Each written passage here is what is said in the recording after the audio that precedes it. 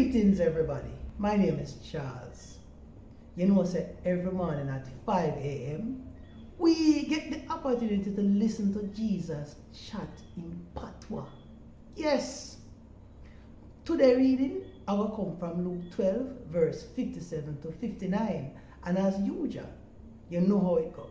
Please like, share, comment, and subscribe. Let's get into some good word this morning. Luke 12, 57 to 59.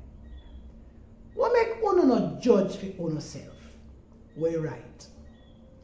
Anytime you have a quote with somebody, try settle uno argument pan the way, or this somebody might have drag you in front of the judge, and the judge hand you over to the police, and the police go lock you up in a prison.